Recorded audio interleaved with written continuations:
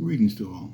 As promised, I'm going to talk about the movie Wakanda Forever, but I'm going to be, well, I'm not going to go into it as deep as I would like to. Why?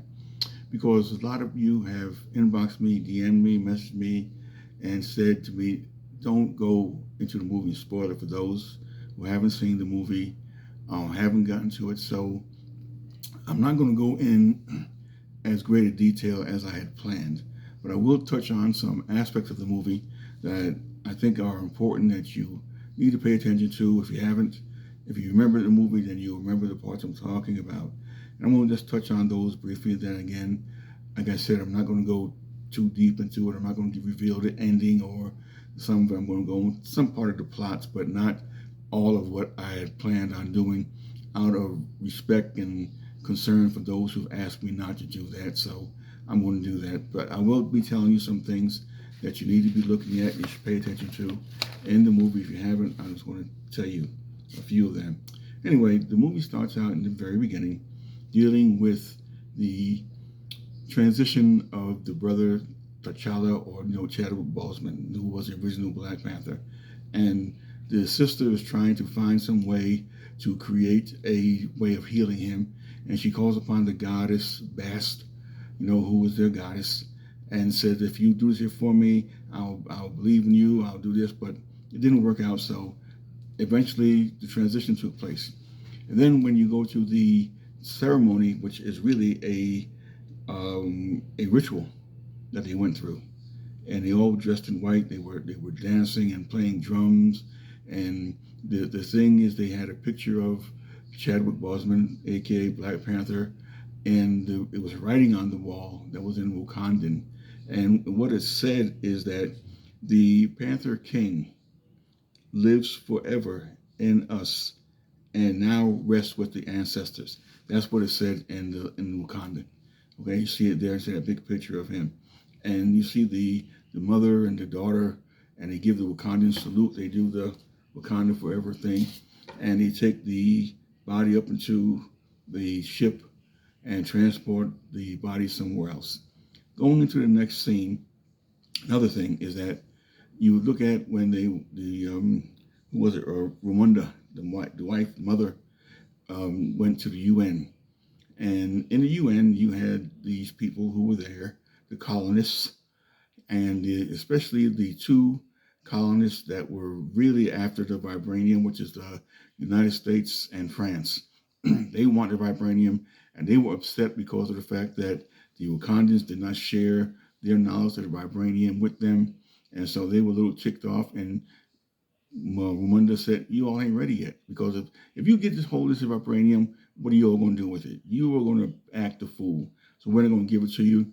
And then she marches in the French raid that was on one of the places where they had the vibranium, and said, "This is the reason why. This is what you all will try to do. You will try to steal it and use it for purposes that was not meant to be used for."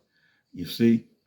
And that's something that you have to look at in the movie, where they look at the colonists as being the kind of people that will not be good for the world if they got a hold of the vibranium. That's it, the bottom line. The one thing is, too, about the movie you want to look at, it deals with a lot of symbology, and also it deals with spirituality. The symbology of the earth, air, fire, water, those elements are very prominent, very prevalent in the movie. And as I said before, you have an as above, so below. As above is Wakanda, which is the earth and the fire. And below is the I can't pronounce the name, Telecoine. I think I'm saying it right, but I'm probably saying it wrong.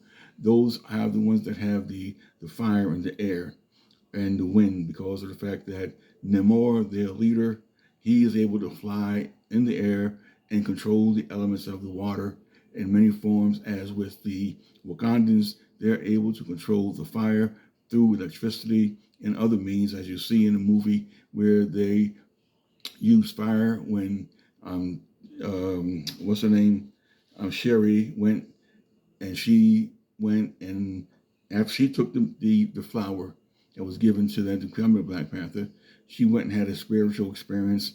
I'm not going to tell you who was what happened with that, but there was a lot of fire and stuff going on around at the time, showing the connection with them.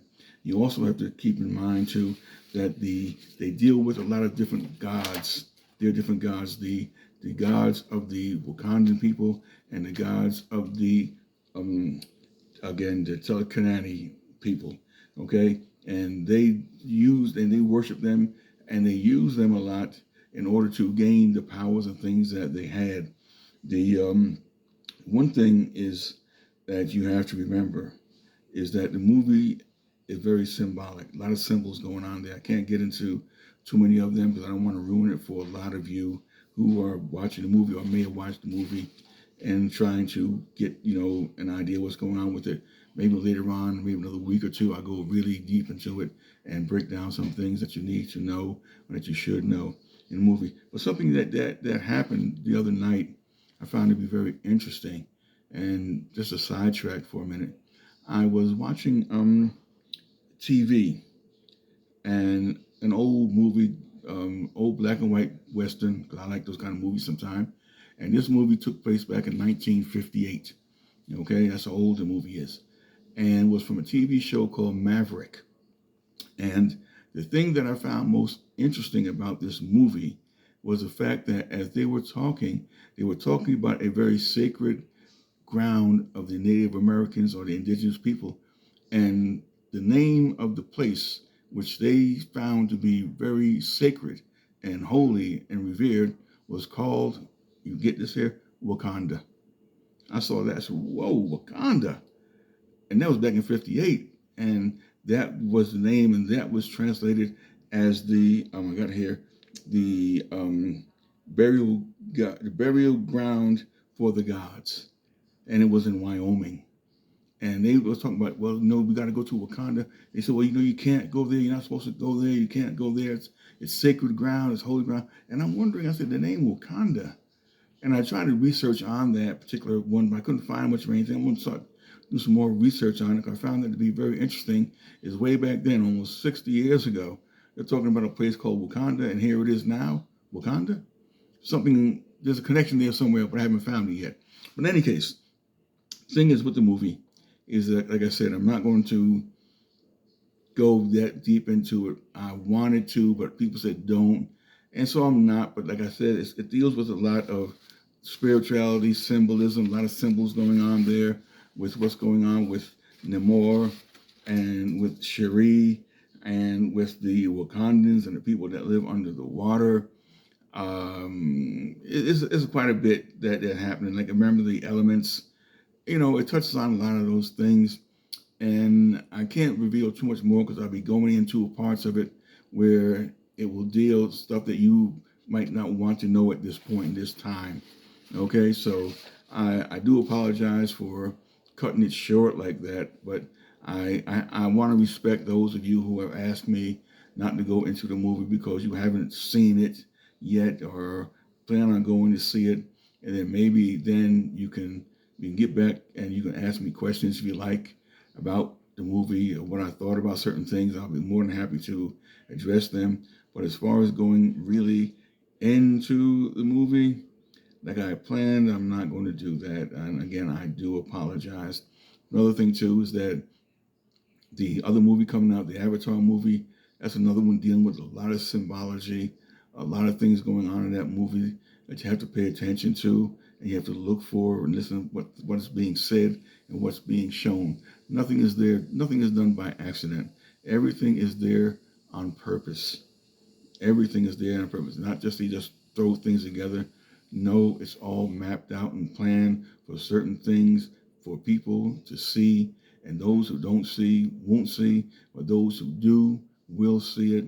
And I've seen a lot in that movie that I would love to jump up. Oh man, I want to say, no, I'm not going to say that. Okay. In any case, I do apologize again. I say that for not being able to go deeper into it the way I want to. But remember, it deals, like I said, it deals with symbolism and a lot of spirituality in that movie. And you'll find it to be very, if you've seen it already, okay, fine. But if you haven't seen it, go watch it and look for certain things and listen to certain things. and you'll see certain symbols in there and the mention of different gods, different deities that they worship, and on both sides, and you'll see a connection between the two empires where the vibranium is under the water and the vibranium is in the mountain there in Wakanda. Okay, again, those of you who want to donate or contribute, you can go to my PayPal, jaes123 at Yahoo, or my Cash App, $ jaes124. I would greatly appreciate any type of contribution, donation, love gift that you would like to send. Thank you for your time. Peace and love to all.